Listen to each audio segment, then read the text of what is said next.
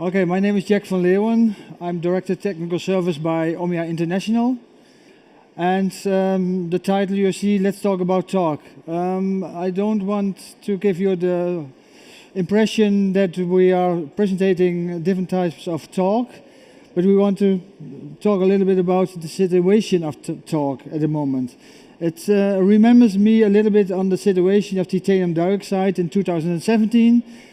New classification. Everybody was shocking a little bit what happens. The similar thing is happening now with talc. You can see here that the International Agency of Research of Cancer of the World Health Organization, they classified talc a little bit as, let's say, as a carcinogen to humans. For all forms of do not contain asbestos and asbestos fibers. And the Committee of Risk Assessment, the RAC, they take it over and they make an adoption of 13 opinions for harmonized classification, and one of them was, for example, talc.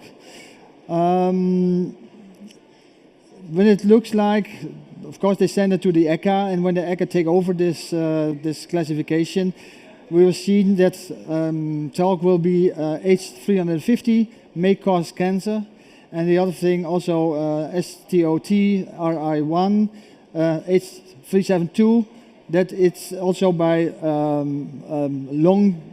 when you're inhalating it, it's also dangerous for your lungs.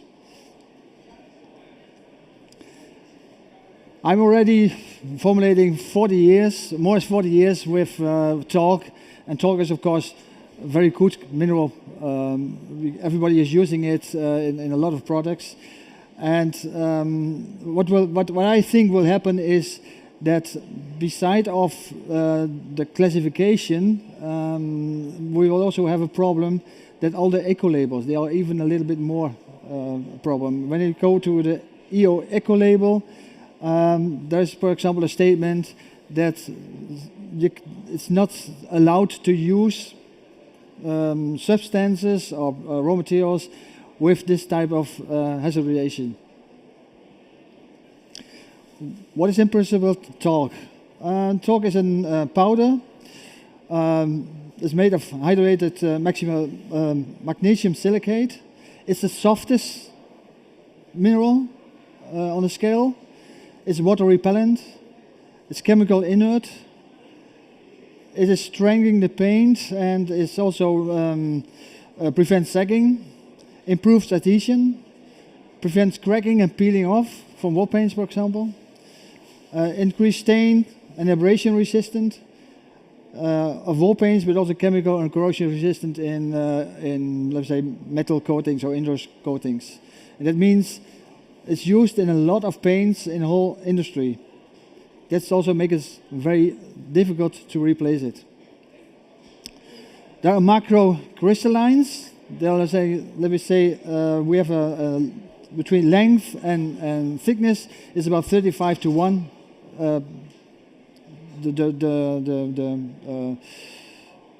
The ratio, you can say. And we also have the microcrystalline. These are the smaller parts. When we have the bigger parts, they are very laminated, and these parts have, of course, they have a good mud cracker resistance, anti-sagging, matting, opacity, and also whiteness. So we have to find, in principle, alternatives what also have a little bit this plately character to find the same properties. If we're looking on a microscope, we can see that talc, you can see it here, it's very laminated. What is coming in the direction is kaolins, mica, but if we see calcium carbonate made out of chalk, made out of limestone or marble, they are not really platellated. So it can be a part of it to replace, but we cannot have a one-to-one replacement. It will be making it more and more difficult.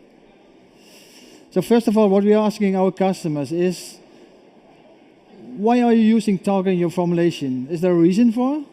Sometimes they say, okay, yeah, we don't know, it was already a long time inside, but sometimes also, yeah, it has a better scrub resistant, or it has a better mud crack resistant.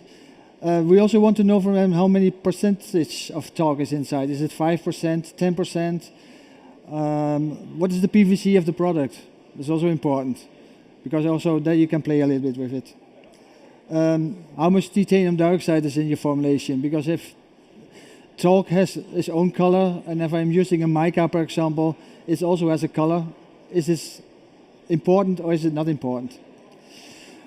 What is the current cross level of your paint? If it is, talc is also used as a matting agent, let me say, then I also have to find maybe an extra matting agent in the formulation.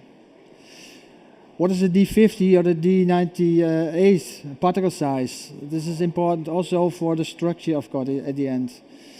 What is the brightness of the use of talc? Is it really a very bright one, or is it maybe a more grayish one?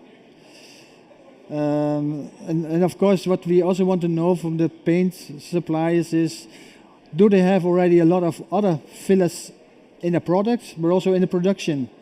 Because if we're making a suggestion to making a formulation with different types of new minerals, they are maybe not, they don't have the silos for many different new products. And of course, at least but not last, is it in the tinting system?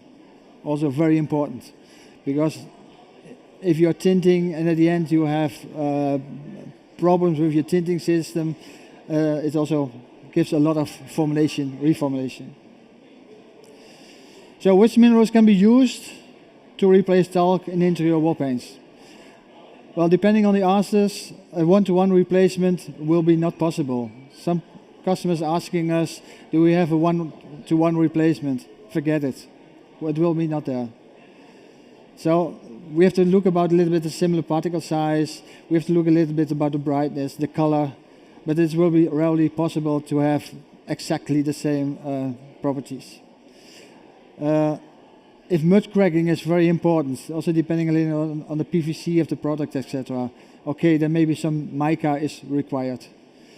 In case of, if you have a low titanium dioxide, only 3 or 5%, then I have maybe a difference in brightness or in whiteness.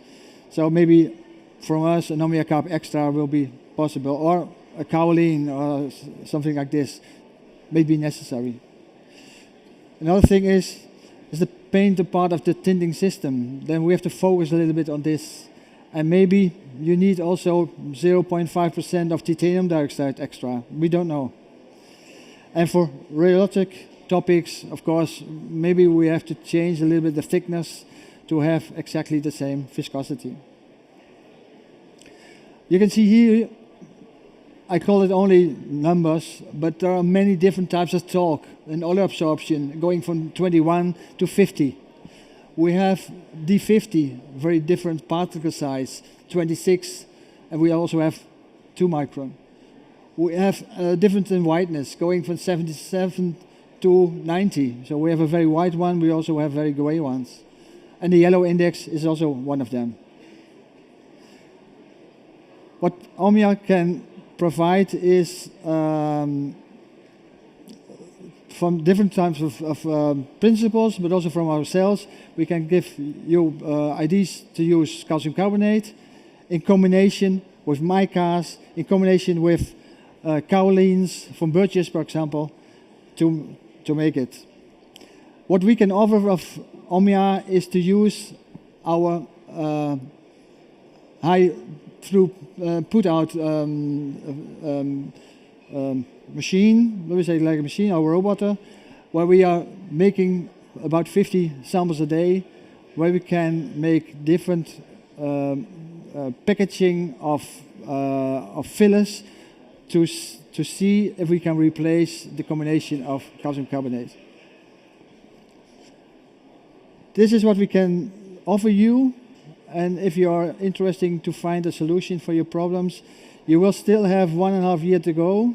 But from my proposal is start now, because time is running. In 1.5 years, maybe we have the problem that talc is also has a new classification, and it will be more difficult to have it in your products.